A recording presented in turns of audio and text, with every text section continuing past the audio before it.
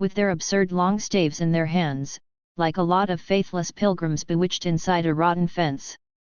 The word ivory rang in the air, was whispered, was sighed. You would think they were praying to it. A taint of imbecile rapacity blew through it all, like a whiff from some corpse. By Jove! I've never seen anything so unreal in my life. And outside, the silent wilderness surrounding this cleared speck on the earth struck me as something great and invincible, like evil or truth, waiting patiently for the passing away of this fantastic invasion. Oh, these months! Well, never mind. Various things happened. One evening a grass shed full of calico, cotton prints, beads, and I don't know what else, burst into a blaze so suddenly that you would have thought the earth had opened to let an avenging fire consume all that trash. I was smoking my pipe quietly by my dismantled steamer, and saw them all cutting capers in the light, with their arms lifted high, when the stout man with mustaches came tearing down to the river, a tin pail in his hand, assured me that everybody was behaving splendidly, dipped about a quart of water and tore back again. I noticed there was a hole in the bottom of his pail. I strolled up. There was no hurry. You see, the thing had gone off like a box of matches. It had been hopeless from the very first. The flame had leaped high, driven everybody back, lighted up everything and collapsed. The shed was already a heap of embers glowing fiercely. A nigger was being beaten nearby. They said he had caused the fire in some way, be that as it may, he was screeching most horribly.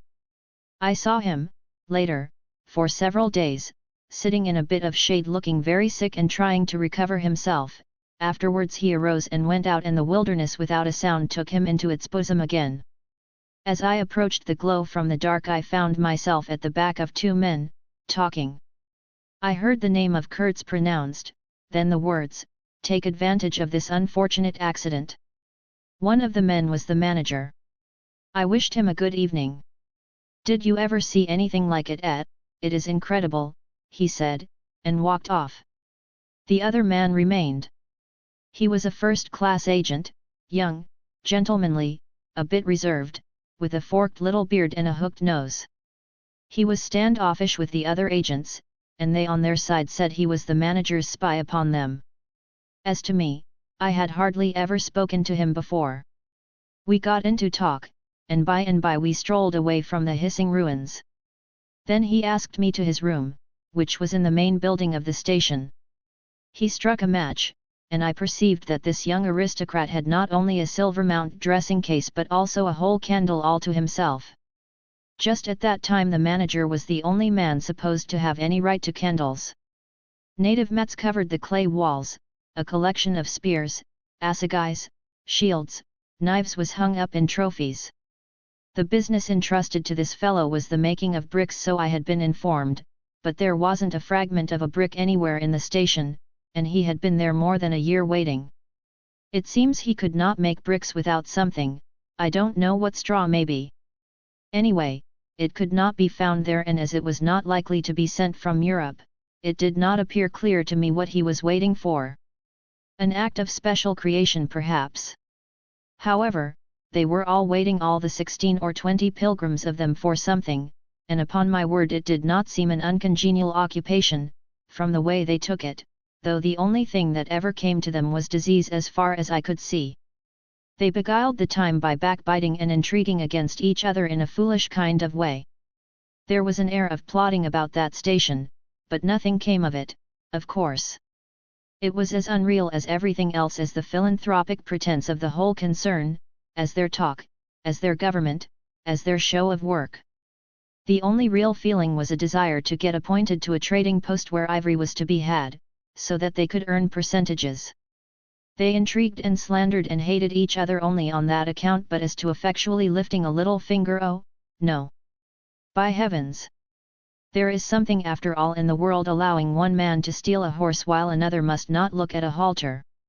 Steal a horse straight out. Very well. He has done it. Perhaps he can ride. But there is a way of looking at a halter that would provoke the most charitable of saints into a kick. I had no idea why he wanted to be sociable, but as we chatted in there it suddenly occurred to me the fellow was trying to get at something, in fact, pumping me. He alluded constantly to Europe, to the people I was supposed to know there, putting leading questions as to my acquaintances in the sepulchral city, and so on. His little eyes glittered like mica discs with curiosity, though he tried to keep up a bit of superciliousness. At first I was astonished, but very soon I became awfully curious to see what he would find out from me. I couldn't possibly imagine what I had in me to make it worth his while. It was very pretty to see how he baffled himself, for in truth my body was full only of chills, and my head had nothing in it but that wretched steamboat business. It was evident he took me for a perfectly shameless prevaricator. At last he got angry, and, to conceal a movement of furious annoyance, he yawned. I rose. Then I noticed a small sketch in oils, on a panel, representing a woman, draped and blindfolded, carrying a lighted torch. The background was somber, almost black.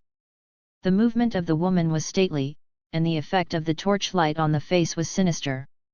It arrested me, and he stood by civilly, holding an empty half-pint champagne bottle, medical comforts, with the candle stuck in it. To my question he said Mr. Kurtz had painted this in this very station more than a year ago while waiting for means to go to his trading post.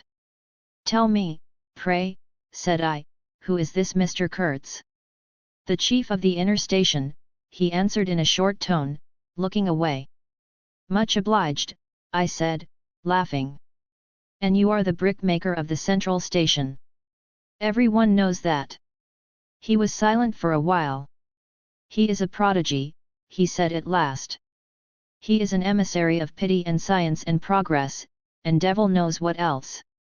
We want," he began to declaim suddenly, "for the guidance of the cause entrusted to us by Europe, so to speak, higher intelligence, wide sympathies, a singleness of purpose." "Who says that?" I asked. "Lots of them," he replied. "Some even write that, and so he comes here, a special being, as you ought to know." "Why ought I to know?" I interrupted, really surprised.